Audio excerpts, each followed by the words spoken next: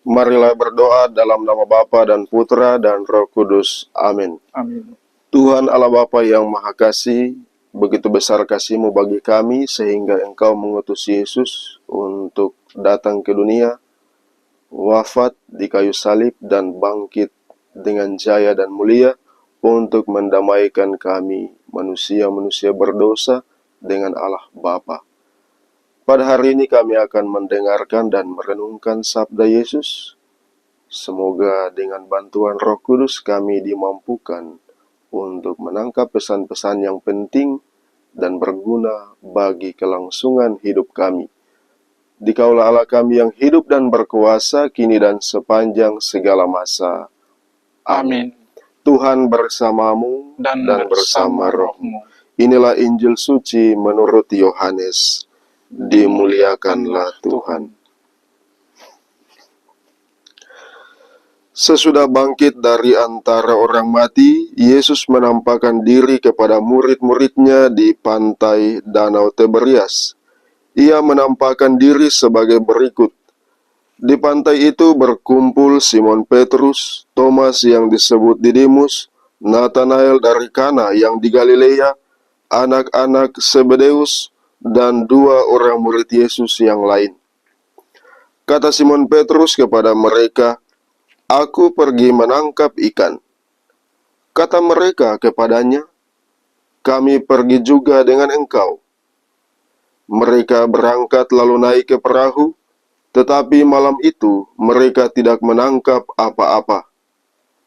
Ketika hari mulai siang, Yesus berdiri di pantai, akan tetapi murid-murid itu tidak tahu bahwa itu adalah Yesus.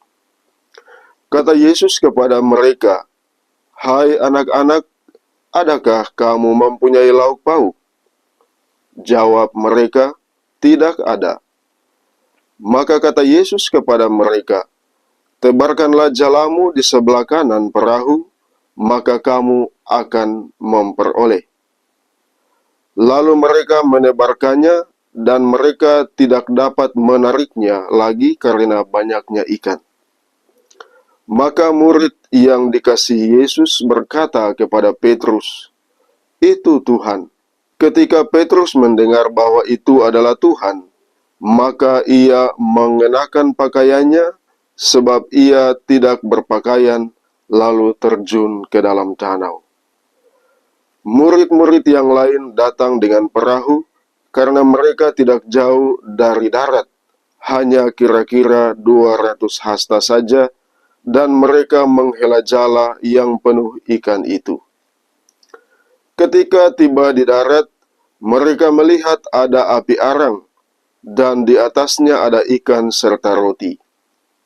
Kata Yesus kepada mereka, "Bawalah beberapa ikan yang baru kamu angkat itu." Simon Petrus naik ke perahu, lalu menghela jala itu ke darat, penuh dengan ikan-ikan besar, 153 ekor banyaknya, dan sungguh pun sebanyak itu ikannya, jala tidak koyak. Kata Yesus kepada mereka, "Marilah dan sarapanlah." Tidak ada di antara murid-murid itu yang berani bertanya kepadanya, "Siapakah engkau?" Sebab mereka tahu bahwa ia adalah Tuhan. Yesus maju ke depan, mengambil roti, dan memberikannya kepada mereka. Demikian juga ikan itu. Itulah ketiga kalinya Yesus menampakkan diri kepada murid-muridnya sesudah ia bangkit dari antara orang mati. Demikianlah sabda Tuhan. Terpujilah Kristus.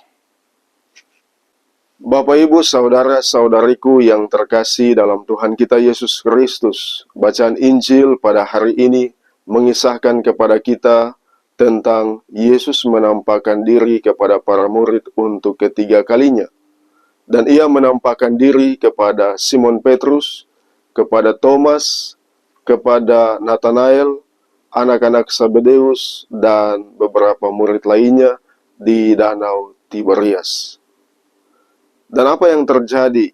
Yesus mengundang dan memanggil para murid untuk menebarkan jala dan menangkap ikan.